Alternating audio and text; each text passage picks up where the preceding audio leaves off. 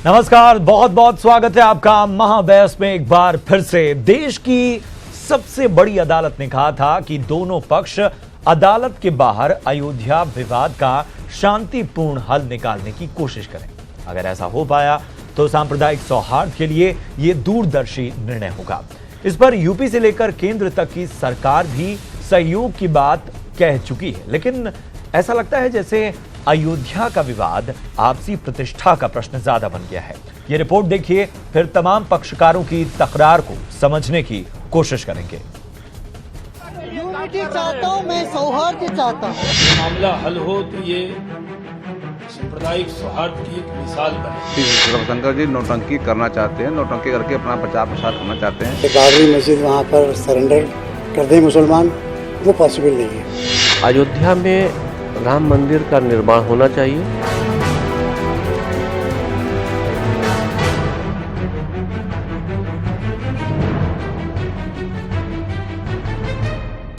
कैसे निकलेगा समाधान, कैसे निकलेगा सुलह का रास्ता, क्योंकि उलझी हुई है हर वो कड़ी जिसका है अयोध्या से वास्ता। इसी विवाद में समझौते का रास्ता तलाशते हुए लखनऊ पहुंच गए आर्ट ऑफ लिविंग वाले श्री रविशंकर और इसी सिलसिले में सीएम योगी आदित्यनाथ से मुलाकात की। बृहस्पतिवार को वो अयोध्या भी जाएंगे। यूनिटी चाहता हूं मैं, सौहार्द चाहता हूं। सौहार्द, ये आपको उम्मीद है कि 20 दिन पहले हो जाएगा सर? उम्मीद है। महाराज जी मस्जिद कहाँ बनेगा? मस्जिद लोग करेंगे, बात करेंगे। श्री रविशंकर साहब पहल कर रहे हैं। हर हिंदुस्तानी को इस मुद्दे के हल के लिए पहल करने का अधिकार है। इसलिए ओवैसी साहब हों या सुन्नी बोर्ड हो, किसी को भी एतराज करने का कोई अधिकार नहीं है। ये मामला हल हो तो ये सांप्रदायिक सौहार्द की एक मिसाल बनेगा। लेकिन आपसी सहमति की बजाय आपसी दंगल का अखाड़ा बन गया है अयोध्या का मसला। यूपी सरकार ने जहां का स्वागत सत्कार किया है, वहीं श्री की ये पहल मंदिर के पक्षकारों को रास नहीं आ रही। रामविलास वेदांती के बाद अब अखाड़ा परिषद के अध्यक्ष महंत नरेंद्र गिरी ने इसे नौटंकी बताया है। श्री के किरदार को केवल उनका प्रचार बताया है। जो ये राम जन्मभूमि के मसले को सुलझाने में कूद पड़े हैं, आज से लगभग 2 महीने से कूदे हैं ये, उनकी क्या सोच है, उनका क्या फार्मूला है, वही जाने। लेकिन ये पूरी पहल को मैं ऐसा कहता हूँ कि श्री रविशंकर जी नौटंकी करना चाहते हैं, नौटंकी करके अपना प्रचार प्रसार करना चाहते हैं। ऐसा नहीं है कि केवल हिंदू पक्षकारों में आपसी तकरार हो, मुस्लिम पक्षकारों में भी आपस में तलवारें खिंच गई हैं। सबसे तेज आवाज में सियाराम का नारा लगा रहे शिया वक्फ बोर्ड के वसीम रिजवी की रजामंदी पर्सनल लॉ बोर्ड और सुन्नी बोर्ड के बाद अब शिया पर्सनल लॉ बोर्ड को भी रास नहीं आई। रास्ते बिल्कुल सब खुल गए हैं। अयोध्या में राम मंदिर का निर्माण होना चाहिए। ये शिया वक्फ बोर्ड का स्टैंड आज से 4-5 महीने पहले से लिया हुआ है और हम इस स्टैंड के ऊपर कायम हैं। मस्जिद का निर्माण मुस्लिम आबादी में होना चाहिए। हाँ, एक बात अक्सर जो वसीम रिजवी कहते रहते हैं कि बाबरी मस्जिद वहाँ पर सरेंडर कर दें मुसलमान, वो पॉसिबल नहीं है। मुसलमान अपने इस हक को, जो उनका संवैधानिक हक है, वो छोड़ने को तैयार नहीं है। मंदिर पर मंथन से पहले ही महाभारत का आलम है। मंदिर से दूर मस्जिद का मामला सुलझा भी नहीं है कि विश्व हिंदू परिषद ने शिगुफा छेड़ दिया है। कह दिया कि मंदिर से दूर नहीं, पूरे अयोध्या में मस्जिद मंजूर नहीं। और तो और बाबर के नाम पर तो देश में कहीं भी मंजूर नहीं। बाबरी मस्जिद एक्शन कमेटी के लोग अड़ियल रुख अपना रहे हैं। उनकी वहाँ जमीन है नहीं। ये सारा स्थान ये राम का है। जहाँ भगवान रामलला आज भी विराजमान है, वही भगवान राम की जमीन है और उस पर हम किसी प्रकार से और विभाजन स्वीकार नहीं कर सकते। बहरहाल उस समय जब देश की सबसे बड़ी अदालत ने आपसी सहमति का सुझाव सुझाया था, तो सवाल था कि बातचीत का ये पहला कदम कौन बढ़ाएगा। लेकिन यहाँ तो मुसीबत में फंसा है पहल का हर कदम। इसलिए बड़ा सवाल ये कि क्या सुप्रीम कोर्ट के अलावा कोई रास्ता है भी या नहीं। Bureau report, ETV news. और सवाल बहुत सारे हैं जिनका जवाब ढूंढने की कोशिश करेंगे हमारे एग्जीक्यूटिव एडिटर अमिताभ अग्निहोत्री। इस महाबहस में तमाम खास मेहमान हमारे स्टूडियो में मौजूद हैं। राकेश त्रिपाठी, प्रवक्ता बीजेपी, हमारे साथ मौजूद हैं। स्वामी चिन्मयानंद, हिंदू धर्म गुरु, भी इस पैनल में मौजूद हैं। वसीम रिजवी, चेयरमैन शिया वक्फ बोर्ड, लगातार सुर्खियों में रहे, वो भी इस पैनल में मौजूद हैं। मौलाना सुफियान निजामी, मुस्लिम धर्म गुरु, भी मौजूद हैं। और अनुराग भदौरिया, प्रवक्ता समाजवादी पार्टी, भी हमारे साथ। रिजवी साहब हमसे थोड़ी देर में जुड़ेंगे इस डिबेट में। अमिताभ जी, सवाल वही है कि बात की गई थी कि आपस में बैठकर बातचीत कर लीजिए, सुलह सौहार्द समझौते हो जाएं। समझौते से पहले यहां वर्चस्व की लड़ाई शुरू हो गई है। देखिए, मुझे लगता है प्रशांत जी, अयोध्या हमेशा से बहुत संवेदनशील विषय रहा। इस पूरे पैनल में वसीम रिजवी भी अभी जुड़ जाएंगे। अगर किसी व्यक्ति का अयोध्या के आंदोलन से सीधा नाता रहा है तो वो स्वामी चिन्मयानंद। 90 के दौर में जो देश में अयोध्या आंदोलन चला, उसको जो लोग लीड कर रहे थे उनमें एक स्वामी चिन्मयानंद। मुझे प्रसन्नता है आज वो इस पैनल में है, कुछ सार्थक बात होगी। बाकी मैं अनुराग जी से कहूंगा, राकेश जी से कहूंगा कि बहुत नाजुक मसला है, इसमें हम तर्कपूर्ण बोले और अपनी बारी पर बोले, ये निवेदन करूंगा, फिर बहस पर आऊंगा। एक बड़ा मसला जिसको सुलझाने के लिए श्री रविशंकर आगे आए, अच्छी बात है। समाधान हो, वार्ता से हो, सबसे अच्छी बात। समझौते में जय और पराजय नहीं होती किसी पक्ष की। यही बात आज सुबह मुख्यमंत्री ने भी कही जब वो रविशंकर जी से मिलने के बाद। लेकिन कुछ बुनियादी सवाल यहां खड़े होते हैं जिन पर मैं ये बहस लेके आया हूं। रविशंकर जी को इस बात का इल्म होना चाहिए कि जब तक सुन्नी वक्फ बोर्ड और मुस्लिम पर्सनल लॉ बोर्ड किसी समझौते की मेज पर नहीं आते, तब तक समझौते की कोई भी कोशिश परिणाम नहीं दे सकती। एक दूसरा प्रश्न,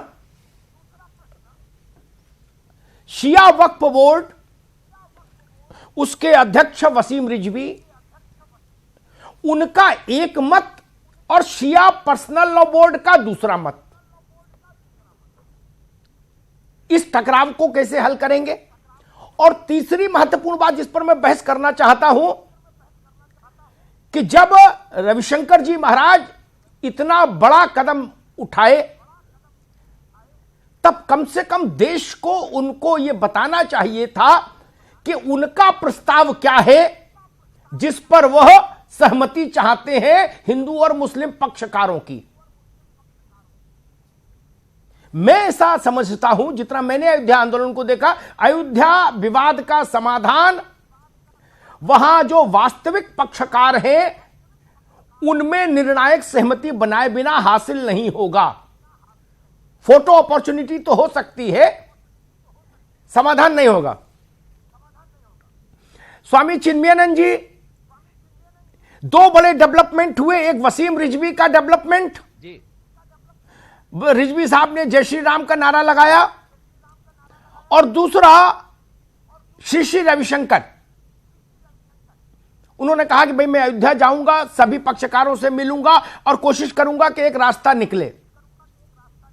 लेकिन जो बड़ा सवाल, जो मुस्लिमों की इस वक्त की सबसे बड़ी संस्था है मुस्लिम पर्सनल लॉ बोर्ड, उसने इस कवायद को खारिज किया, सुन्नी वक्फ बोर्ड ने खारिज किया, बाबरी मस्जिद एक्शन कमेटी ने खारिज किया।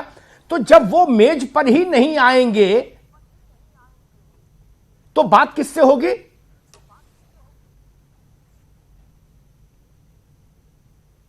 यही प्रश्न मेरा श्री रविशंकर से है, और श्री रविशंकर से मैं जानना चाहता हूं कि इस वार्ता के लिए आपको किसने आमंत्रित किया है, किसने प्रेरित किया है या किसने नियुक्त किया है।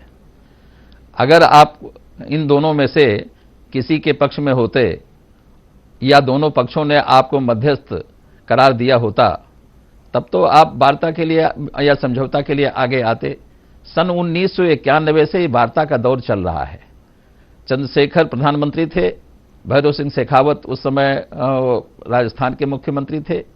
इन लोगों ने मिलकर एक प्रयास किया था, कोई परिणाम नहीं निकला, दूसरा पक्ष चला गया छोड़कर वार्ता को। फिर विश्वनाथ प्रताप सिंह के समय में वार्ता हुई, विश्वनाथ प्रताप सिंह के समय में वार्ता का कोई समाधान नहीं निकला। पीबी नरसिंहा राव के समय में जयेंद्र सरस्वती ने प्रयास किया, उसका भी कोई परिणाम नहीं निकला। तो अब तक वार्ता से हमें कोई समाधान नहीं मिला, क्योंकि वार्ता करने दूसरा पक्ष हमेशा वार्ता से हट जाता है, वो वार्ता में शामिल नहीं होना चाहता। अब आज श्री रविशंकर अचानक, अच्छा वो मैं समझता हूं ये उनकी आदत में भी है, वो कभी कश्मीर समस्या का हल करने पहुंच जाते हैं, कभी ISIS के समस्या का हल करने पहुंच जाते हैं, कभी 3 तलाक की समस्या का हल करने पहुंच जाते हैं। ये उनकी अपनी आदत है और हो सकता है कि उनके मन का सद्भाव ऐसी समस्याओं के समाधान के लिए उत्सुक रहता हो, लेकिन मैं समझता हूं कि किसी परिणाम तक पहुंचने के लिए दोनों पक्षों में से किसी एक पक्ष या दोनों पक्ष की जब तक सहमति आपके साथ नहीं है, तब तक ये आकाश में तीर क्यों चला रहे हैं। जी बिल्कुल ठीक बात स्वामी जी, ठीक बात। मौलाना सुफियान निजामी साहब, क्या आप लोगों को श्री रविशंकर की ओर से कोई प्रस्ताव प्राप्त हुआ? क्या उनकी तरफ से ऐसा कोई दस्तावेज आया आप लोगों के पास कि ये एक रास्ता हो सकता है जिस पर हम दोनों लोग चले, हिंदू और मुस्लिम, तो समाधान हो जाए?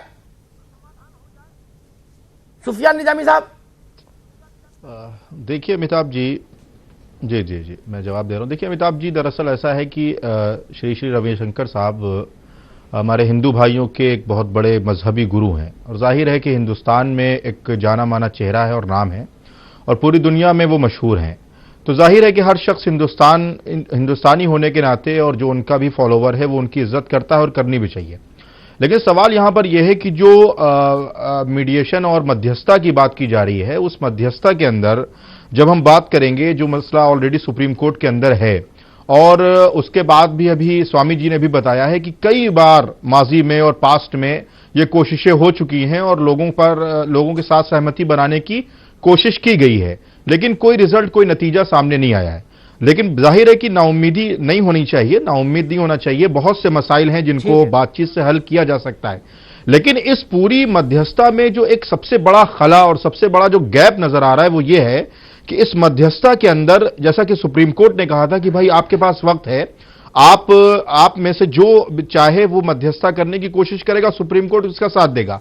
अभी तक श्री रविशंकर साहब के जरिए से कोई ऐसा मुसव्वदा न पर्सनल लॉ बोर्ड को मिला है न दूसरे ग्रुप को मिला है जिसमें कुछ पॉइंट्स ऐसे रखे जाएं जिस पर आपसी सहमति हो सके। दूसरी चीज जो सबसे अहम है, ना कोई लीगल नोटिस अभी तक इनके संस्था की तरफ से पर्सनल लॉ बोर्ड को या और लोगों को मिला है कि साहब हम बातचीत करने के लिए तैयार हैं और ये पॉइंट हैं, ये मुद्दे हैं, इन पर बात हो सकती है। अब हो क्या रहा है, हो ये रहा है कि कोई बैंगलोर जा रहा है, बैंगलोर वाले लोग यहां आ रहे हैं और मिल किससे रहे हैं, उन लोगों से मिल रहे हैं जिनका इस पूरे विवाद से दूर दूर तक का कोई नाता नहीं है, जो सिर्फ अपनी टीआरपी के लिए, अपने आप को हाईलाइट करने के लिए और अपने आप को सीबीआई इंक्वायरी से बचाने के लिए कि जो वास्तविक पक्षकार हैं उनसे बात नहीं हो रही। ठीक बात है। वसीम रिजवी हमारे साथ जुड़ गए हैं, चेयरमैन है शिया वक्फ बोर्ड के। नहीं हो रही। मैं वसीम साहब से भी एक प्रश्न करूंगा, फिर बाकी मेहमानों के पास जाऊंगा। वसीम रिजवी साहब, आपका पक्ष हमको मालूम है, देश को मालूम है। नई परिस्थितियों में 2 सवाल खड़े होते हैं। अयोध्या विवाद में 1990 से बहुत रिलीजियसली फॉलो कर रहा हूं as a journalist.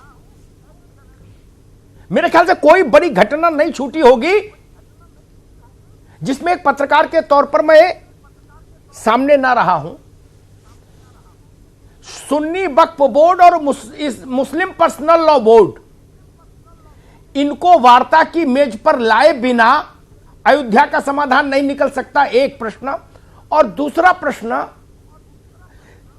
Shia personal law board,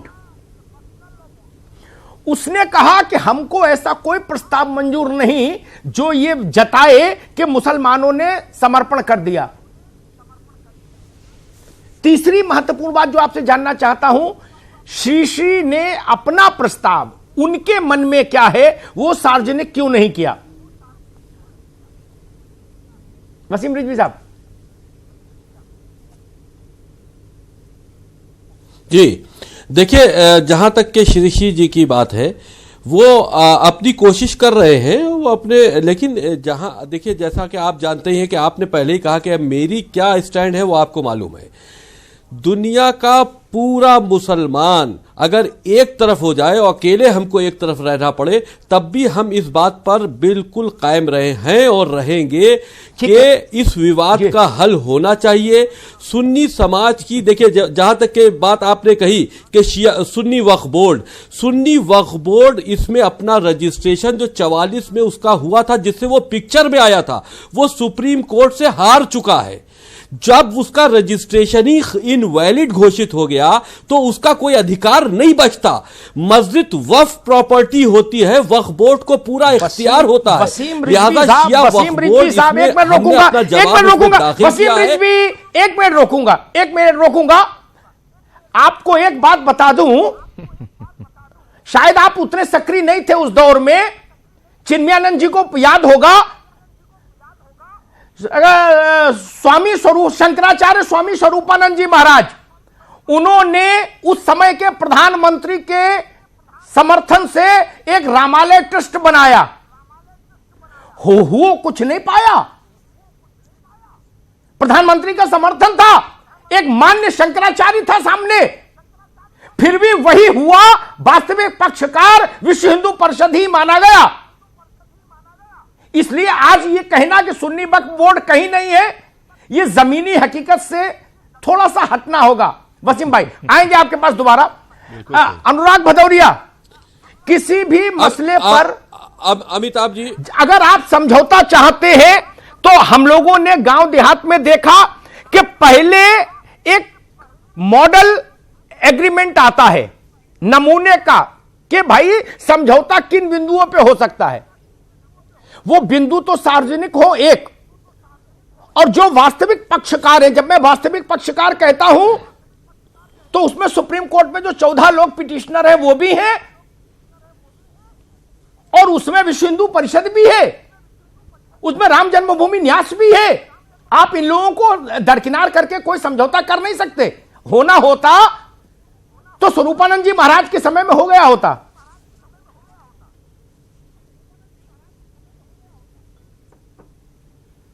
देखिए, भारतीय जनता पार्टी को अच्छी तरह पता है, क्योंकि अब इलेक्शन आने वाले, नगर निकाय के इलेक्शन उत्तर प्रदेश में आ रहे हैं, गुजरात में भी इलेक्शन होने वाला है, और 6 दिसंबर भी आने वाली है। अब इनको पता है कि जो इसमें जो भी इसके जो पैरोकार हैं, पक्षकार हैं, वो सामने स्वामी जी बैठे ही, उन्होंने बता दिया।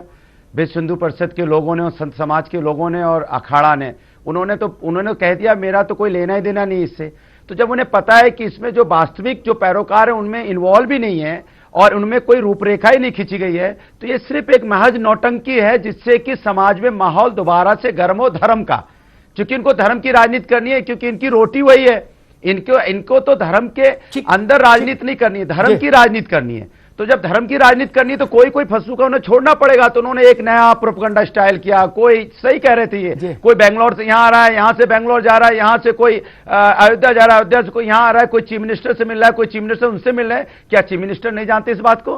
क्या central government Bharatiya Janata party इस बात को नहीं जानती? जब सबको पता है कि सुप्रीम कोर्ट का फैसला मान्य होगा और सब लोग मानेंगे उसको, और आप जो पहल करना चाहते हो पहल सही दिशा में है ही नहीं। कि जो कहते ना कि बेगानों की शादी में अब्दुल्ला दीवाना, भाई आपको जिनको लोगों को इकट्ठा करना चाहिए था, जिनको लोगों से आप, ठीक है अनुराग भाई, मैं राकेश त्रिपाठी जी से उत्तर ले लूं। राकेश जी, मैं चार पॉइंटर सामने रखता हूं, उस पर आपकी टिप्पणी चाहूंगा। भारत सरकार ने कहा पार्टी अपना बेस खो चुकी है, रविशंकर जी की मुहिम से हमारा कोई लेना देना नहीं। उत्तर प्रदेश के मुख्यमंत्री ने कहा मध्यस्थता के इस प्रयास से सरकार का कोई लेना देना नहीं। सुन्नी वक्फ बोर्ड ने कहा हमारा कोई लेना देना नहीं। लेकिन मुस्लिम पर्सनल लॉ बोर्ड ने कहा हमारा कोई लेना देना नहीं। शिया पर्सनल लॉ बोर्ड ने कहा हमारा कोई लेना देना नहीं। अखाड़ा परिषद के अध्यक्ष ने कहा हमारा कोई लेना देना नहीं। फिर लेना देना राकेश त्रिपाठी और अमिताभ अग्निहोत्री का है क्या? पार्टी की सरकार की बुराई करना और अपनी सरकार जिन्होंने, अरे रुको भाई अनुराग, रुको। राकेश त्रिपाठी प्रॉमिसेस किए वो पूरे नहीं करना।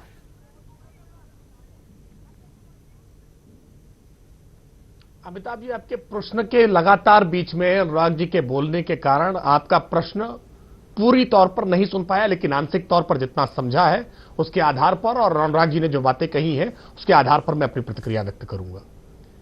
ये बातें बिल्कुल स्पष्ट हैं कि श्री श्री रविशंकर जी के इस प्रयास में भारतीय जनता पार्टी कहीं किसी भी रूप में पक्षकार या परोक्षकार कहीं भी नहीं है।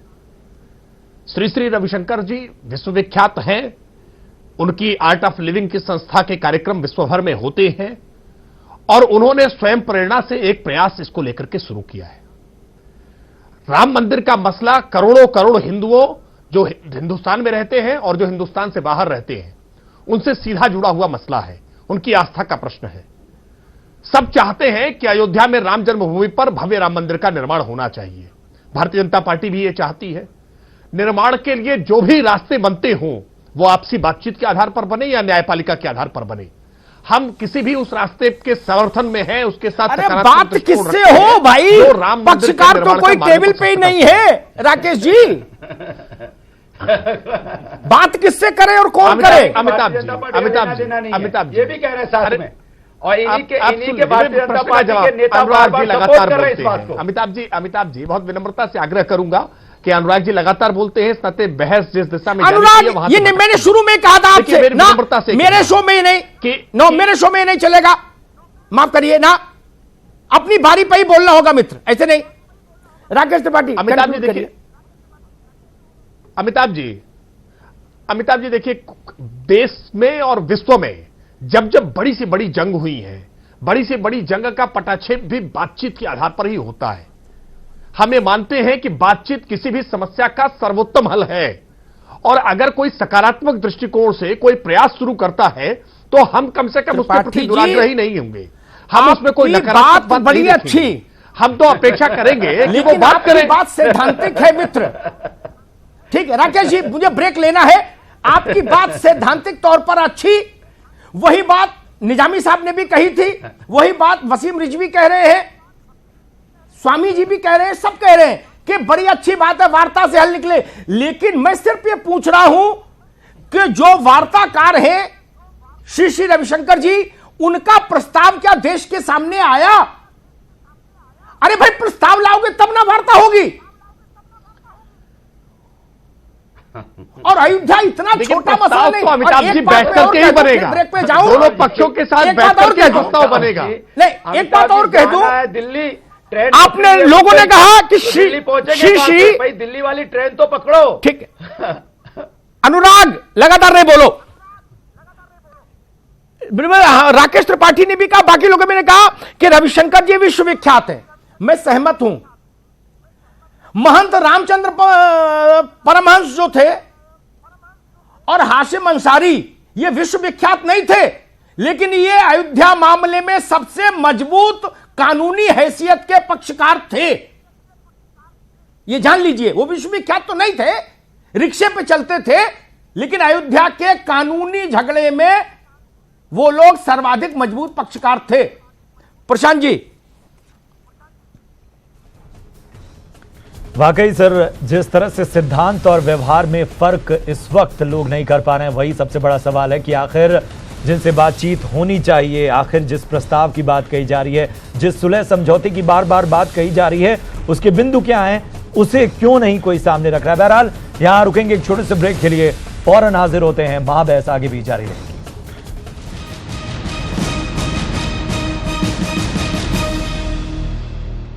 ब्रेक के बाद एक बार फिर से आप जुड़ चुके हैं महाबहस के साथ, जिसे आगे बढ़ा रहे हैं हमारे एग्जीक्यूटिव एडिटर अमिताभ अग्निहोत्री। अमिताभ जी, सवाल वही है, सिद्धांत और व्यवहार में तो फर्क नहीं किया जा पा रहा है, और उसके साथ ही क्या इन मुलाकातों से ही बस समझौता हो जाएगा या साफ साफ बात करनी होगी? प्रशांत, मुझे लगता है फोटो अपॉर्चुनिटी ज्यादा है जी। निजामी साहब, जितना मुझे याद है 2010 में जो फैसला आया उत्तर प्रदेश हाई कोर्ट का, उसका जिस्ट ये कहता था 3 पक्षकारों को उस निर्णय में वैधानिक मान्यता दी गई। एक रामलला विराजमान, दूसरा निर्मोही अखाड़ा, तीसरा सुन्नी वक्फ बोर्ड। मैं ठीक हूं? और अभी तक वो मामला सुप्रीम कोर्ट में है। सुप्रीम कोर्ट ने उस पर रोक लगाई, उसको पलटा नहीं अभी तक। अमिताभ जी मैं यहाँ पे दुरुस्त करना चाहूंगा आपको। अमिताभ जी मैं आपको यहाँ पे दुरुस्त करना चाहूंगा कि इसमें सुप्रीम कोर्ट ने सुन्नी वक्फ बोर्ड को नहीं कहा है, मुस्लिम समुदाय को कहा है। सुन्नी वक्फ बोर्ड का नाम नहीं लिया। जी निजामी साहब, देखिए असल में वसीम रिजवी साहब की जो दिक्कत है, देखिए अमिताभ जी मैं बता दूं, वसीम रिजवी साहब शायद इस बात की कोशिश में लगे हैं कि हाई कोर्ट का फैसला चेंज कर दें या सुप्रीम कोर्ट का फैसला जो आने वाला है उसको चेंज कर दें, क्योंकि इनकी जो बातें हैं उसमें कोई हकीकत नहीं है। पहली बात तो यह है कि ये किसी एतबार से पक्षकार ही नहीं है। 1947 में हाई कोर्ट ने खारिज कर दिया है। अब जो लोग पक्षकार हैं वो पक्षकार हैं, और उनसे किस तरह बात हुई, मैंने पहले भी कहा है कि ये एक हाईकोर्ट ने फैसला किया है कि भाई इस तरीके से इस चीज का बंटवारा हो। अब उसको लेकर बाबरी मस्जिद एक्शन कमेटी और सुन्नी वक्फ बोर्ड और पर्सनल लॉ बोर्ड, ये सारे 14 जो लोग हैं वो सुप्रीम कोर्ट में गए हैं। सुप्रीम कोर्ट ने इस बात को कहा है कि भाई जो निजामी साहब कब तक ये प्रोपेगेंडा आप करते रहेंगे कि हम पक्षकार नहीं हैं, के सामने रखा जाए? जी, कितनी बार ये प्रोपेगेंडा होता रहेगा? यह है कि कुछ आपको क्यों नहीं मालूम कि हम पक्षकार है या नहीं है? अपॉर्चुनिटी के लिए आप बीच में नहीं बोलो। जिन लोगों की वसीम रिजवी साहब, मेरी बहस का एक डेकोरम है वसीम साहब, बात अपनी बारी पर ही बोलना होगा उनकी। निजामी साहब जी देखिए अमिताभ जी, मैं ये कह रहा हूं कि जिन लोगों की बात खुद उनकी कम्युनिटी में एक्सेप्ट नहीं की जा रही है, कबूल नहीं की जा रही है, उनके चंद लोग कुछ कह रहे हैं, उनकी लार्जेस्ट मेजॉरिटी कुछ कह रही है, और जो उलमा हजरात हैं, चाहे वो शियों के हों चाहे वो सुन्नियों के हों, वो पर्सनल लॉ बोर्ड के स्टैंड के साथ हैं। अब जो लोग इसमें अच्छा, दूसरी चीज यह है कि जो इतने दिनों से ये सारी चीजें चल रही हैं, आप मुझे एक बड़ा जो प्रोमिनेंट आलिम दीन हो, बड़े लोग हों, उनमें से किसी एक का ऐसा नाम बता दीजिए जिनकी रविशंकर साहब से मुलाकात हुई और रविशंकर साहब ने कोई मुसव्वदा पेश किया हो। कुछ लोग जा रहे हैं, कोई कह रहा मुकुट पेश कर देंगे, कोई कह रहा मस्जिद को उठाकर आबादी में, मुस्लिम आबादी में बना दिया। स्वामी चिन्मयानंद जी, इस नई पहल, कई पहले आपने गिनाई, कुछ पहल मुझे याद आई, और एक मुझे याद आता है चंद्रा स्वामी ने भी एक पहल की थी। वो मुझसे मिले और उन्होंने कहा कि मैं भी अयोध्या में कुछ करना चाहता हूं। वो भी उस वक्त बड़े आदमी थे चंद्रा स्वामी जी। प्रधानमंत्री जी के निवास में उनकी कार बेरोक टोक जाती थी। इस नई पहल में आपको क्या दिखता है स्वामी जी? कोई गंभीरता, कोई व्यवहारिकता, कोई समाधान की दृष्टि? मेरे समझ में ये नहीं आया कि श्री रविशंकर जी अगर अयोध्या से संबंधित मसले पर समाधान चाहते हैं तो उनके इस ख्याल का स्वागत होना चाहिए। समाधान तो हर अच्छी चीज़ है, और हिंदुस्तान में संघर्ष या धार्मिक लड़ाई ये तो पसंद की चीज़ ही नहीं है। साधु संत पसंद ही नहीं करते। हम लोग सूफी ख्याल के शुरू से रहे हैं, अद्वैत वेदांत इसी में विश्वास करता है। तो अब सवाल यह है कि अगर उनको वार्ता करनी थी तो एक बार विश्व हिंदू परिषद से बात करनी चाहिए थी, राम जन्मभूमि न्यास के लोगों से बात करनी चाहिए थी कि भाई हम इस संबंध में वार्ता करें, मुस्लिम बंधुओं से बात करें क्या, या मुस्लिम बंधुओं से पूछना चाहिए कि भाई हम इनसे बात करें क्या, और बात करें तो क्या करें। ये सबसे अहम मुद्दा तो यह है कि इशू क्या है, उनकी बातचीत करने का मसौदा क्या है, वो फार्मूला क्या है, जब तक वो नहीं बताते। अच्छा, अब रह गई बात, मैंने कहा ना कि सभी अपने अपने स्टैंड पर कायम है। सुन्नी मुस्लिम वक्फ बोर्ड भी कहता है टाइटल सूट है, इसको डिसाइड किया जाना चाहिए, और राम जन्मभूमि का पक्ष भी कहता है कि अब इलाहाबाद हाई कोर्ट की लखनऊ बेंच ने साबित कर दिया कि यह मंदिर तोड़कर बनाया गया है, तो वायदे के अनुसार अब इसको वापस किया जाना चाहिए, क्योंकि भारत सरकार भी एक बार एफिडेविट दे चुकी है इस तरह की कि अगर ये साबित हो जाए कि मंदिर तोड़कर बनाया गया है तो सरकार मंदिर के पक्ष में काम करेगी। तो इसलिए प्रश्न ये है कि रविशंकर जी आते हैं मिलने के लिए तो पहले अयोध्या में नृत्य गोपाल दास जी से मिलने जाना चाहिए। वो पहले उनसे न मिलकर पहले योगी जी से मिलते हैं, योगी जी से नहीं मुख्यमंत्री जी से मिलते हैं। योगी जी से उनका कोई योग का संबंध या आध्यात्मिक संबंध हो ये तो मैं नहीं जानता हूं, लेकिन मुख्यमंत्री के नाते उनसे मिलने आए। अब मुख्यमंत्री के से मिलने का मतलब है मीडिया में हाईलाइट होना। अगर वो सीधे सीधे नृत्य गोपाल दास जी से जाकर बात करते, उनसे कहते कि भाई इस संबंध में हम क्या कर सकते हैं, यही पूछते हम क्या कर सकते हैं, हम चाहते हैं समाधान होगा, आप बताइए क्या कर सकते हैं। तो ऐसा भी तो नहीं किया उन्होंने। ठीक बात है जी। हाँ वसीम रिजवी साहब, मैं एक उदाहरण के साथ आपके पास आऊंगा जी। मैं टेक्निकलिटीज में नहीं जाता। ट्रिपल तलाक इन अ सिंगल गो मसला जब सुप्रीम कोर्ट आया, मेरी बात को एक सेकंड में सुन लीजिएगा धैर्य से, फिर उत्तर दीजिएगा आराम से। तो भारत की सबसे बड़ी अदालत ने मुस्लिम आबादी का अगर सबसे बड़ा कोई पक्षकार माना तो ना शिया माना, ना सुन्नी माना, ना वक्फ बोर्ड माना, ना सेंट्रल वक्फ बोर्ड माना, ना उलेमा माने, ना उलेमा काउंसिल मानी, कुछ नहीं मानी। उसने कहा मुस्लिम पर्सनल लॉ बोर्ड को सुनना है। इसका मतलब मुस्लिम पर्सनल लॉ बोर्ड आज की तारीख में हिंदुस्तान में मुस्लिम के मसलों में अपेक्स बॉडी। इस पूरे मसले में मुस्लिम पर्सनल लॉ बोर्ड जिस तरफ खड़ा है वो रास्ता तो समाधान की ओर जाता ही नहीं है, और उसके बिना समाधान होगा कैसे रिजवी साहब?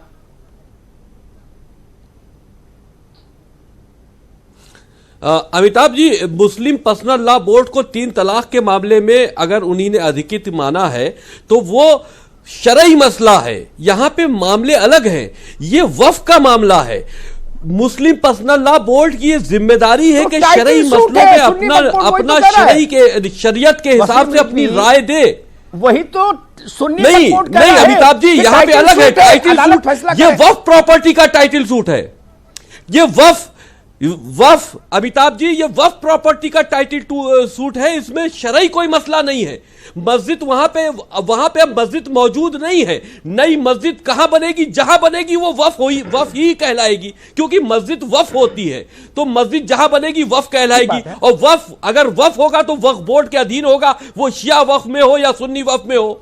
तो लिहाजा अगर के हमने एक बात रखी है तो कोर्ट उस बात को सुनेगी। अगर के वो मस्जिद जो वहां पे मौजूद थी वो शिया मस्जिद थी तो वक्फ बोर्ड समुदाय से वक्फ भी एक शरई मसला है। बात के अपने प्रस्ताव के हक में वो समर्थन नहीं जुटा पा रहे हैं। वो एक शरई मसला है। वक्फ शरई मसला है। देखिए वक्फ शरई मसला है। वक्फ शरई मसला है। वक्फ के अरकान शरई मसले हैं।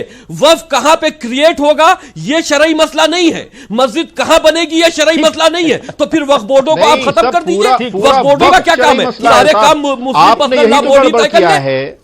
वसीम साहब, आपने यही तो गड़बड़ किया है कि उस दोनों को अलग कर दिया। वक्फ भी शरई मसला है, वक्फ का पूरा निजाम शरई मसला है। किया और यही गड़बड़ अलग नहीं कर दिया, दोनों को अलग कर दिया। नमाज मस्जिद में नमाज कैसे, देखिए मस्जिद में नमाज कैसे पढ़ी जाएगी, नमाज के अरकान कैसे होंगे, अजान किस वक्त होगी, अजान कैसे होगी, ये है शरई मसले। मैं अनुराग के पास जाऊंगा। ये शरई मसले है। मस्जिद कहां बनेगी ये शरई मसला नहीं है। इस पूरे नए क्रम में आप कानूनी पचड़े छोड़िए, आप सिर्फ ये बताइए इस पूरे नए घटनाक्रम का पॉलिटिकल मैसेज क्या है, इसके पीछे सियासी खेल क्या है? छोटी सी टिप्पणी। यही है जो हम आप बैठ के 8 से 9 इस पर चर्चा कर रहे हैं। यही भारतीय जनता पार्टी चाहती थी कि हमारा जो असली उनका मुद्दा है, जो पब्लिक उनसे मांगे इलेक्शन के टाइम में कि आपने 9 महीने में और 4 साल में क्या किया, वो हम उनसे डिमांड ना कर पाए, ऐसा मसला छेड़ दो जिससे डिबेट इसी में उलझ जाए। सारे चैनलों पे श्री श्री रविशंकर जी का और ये हमारा जो राम मंदिर का मसला छा गया राकेश त्रिपाठी, और वो यही चाहते हैं, वो चाहते हैं कि ये मसला रोजगार डेवलपमेंट और हेल्थ और एजुकेशन की बात ना हो, सारा मसला राम मंदिर और मस्जिद पे टिका रहे। मैं सिर्फ 2 सेकंड लूंगा। मैं कहता हूं कि ये बार बार कहते हैं उत्तर प्रदेश इतने बड़े मसले पर मुझे समाधान का रास्ता खोजा जा सकता है। राकेश त्रिपाठी, हम 2 साल पहले श्री कृष्ण की और बजरंग बली की लगा चुके हैं। ठीक है, अनुराग भदौरिया आ गई भाई, तो आप हमें बता दो सरजू किनारे हम 4 महीने में लगा देंगे। आपको खाली उसको मार्केटिंग बात हो गई यार, कहां पुरानी बात उठा रहे हो? मूर्ति देना है गवर्नर को, राकेश त्रिपाठी लगाने के लिए पावर पॉइंट प्रेजेंटेशन की क्या जरूरत है? एक आर्किटेक्ट बुलाओ और एक चित्रकार बुलाओ, उसको बोलो बना के लगानी है 4 महीने में। अरे भाई रोकना पड़ेगा अनुराग भदौरिया को। इनको इस धर्म की अनुराग जी ना आ गई आपकी बात। राकेश त्रिपाठी बोलिए।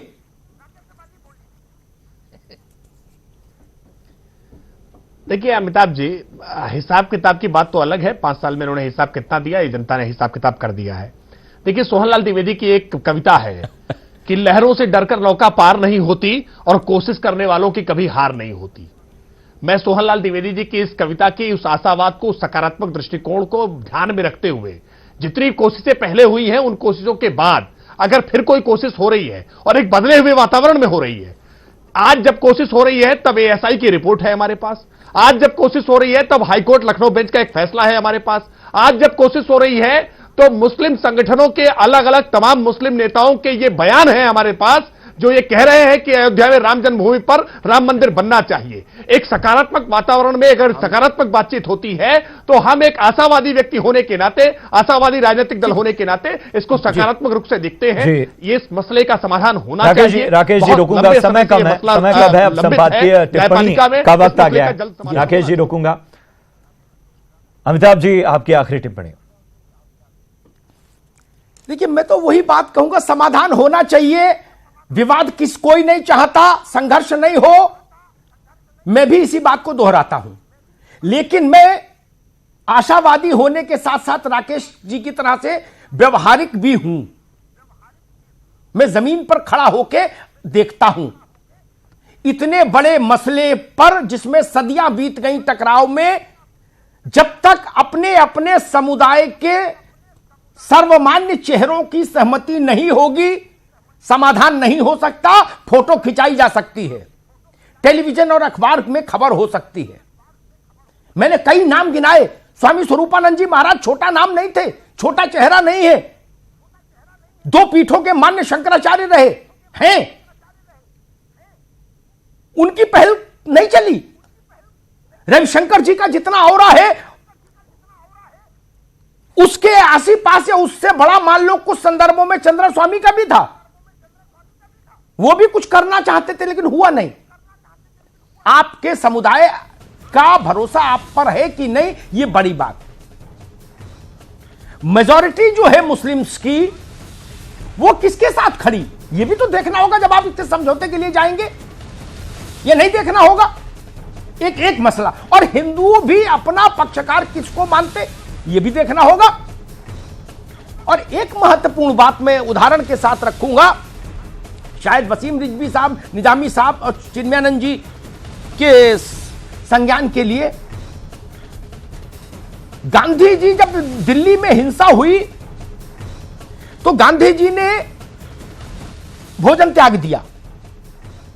सारे लोगों ने कहा बापू आपका जीवन कीमती है, तो बापू ने कहा कि ना, सारे लोग लिख के दो कि लड़ाई झगड़ा बंद करोगे। तो उस वक्त हिंदू, मुस्लिम और सिख 3 धर्मों के जो बड़े सर्वमान्य चेहरे थे यहां, उनके लिखित में हस्ताक्षर लिए। यह भी बड़ा महत्वपूर्ण होता है कि वार्ता की मेज पर जो बैठा है, क्या उसको अपने समुदाय का पूरा भरोसा हासिल है। अगर पूरा भरोसा हासिल नहीं होगा तो परिणाम नहीं आएगा। ये बड़ा मसला है। और एक बात मैं कहूंगा जो मुझे खटकी, जिसकी बात को स्वामी चिन्मयानंद जी ने भी कहा, निजामी साहब ने भी कहा, मेरी बात से रिजवी साहब भी सहमत होने चाहिए। श्री श्री रविशंकर जैसे बड़े व्यक्तित्व के संत के द्वारा जब कोई प्रयास हो तो इस देश के सामने उनका प्रस्ताव होना चाहिए था कि रविशंकर जी क्या चाहते, क्या सोचते हैं। वो प्रस्ताव तो होता, अभी तक वो प्रस्ताव ना मुस्लिम पर्सनल लॉ बोर्ड के पास, ना राम जन्मभूमि न्यास के पास, ना विश्व हिंदू परिषद के पास, ना निर्मोही अखाड़ा के पास, ना रामलला विराजमान के पक्षकारों के पास। वो प्रस्ताव कहां है? वो प्रस्ताव आता तब शायद ज्यादा मजबूती के साथ ये पहल आगे बढ़ती। मैं चाहता हूं कि समाधान हो, विवाद के बिना हो, लेकिन हां, अयोध्या के मसलों में केवल प्रचार के लिए आने वाले लोगों से अयोध्या को बचाना होगा, क्योंकि उससे कोई लाभ अयोध्या का नहीं होगा। ऐसे प्रयास हम लोगों ने बहुत देखे। प्रयास हो तो उनमें गंभीरता हो, शुचिता हो और जन सामान्य का समर्थन उन व्यक्तियों को हासिल हो जो इसकी अगुवाई करें। धन्यवाद। बहुत बहुत शुक्रिया अमिताभ जी। तमाम खास मेहमानों का भी बहुत बहुत धन्यवाद इस महाबहस में शामिल होने के लिए। आज के लिए इतना ही। यूपी की खबरों को विस्तार से जानने के लिए news18up.com, जबकि उत्तराखंड की खबरों को विस्तार से जानने के लिए news18uk.com लॉग इन करना ना भूलें। नमस्कार।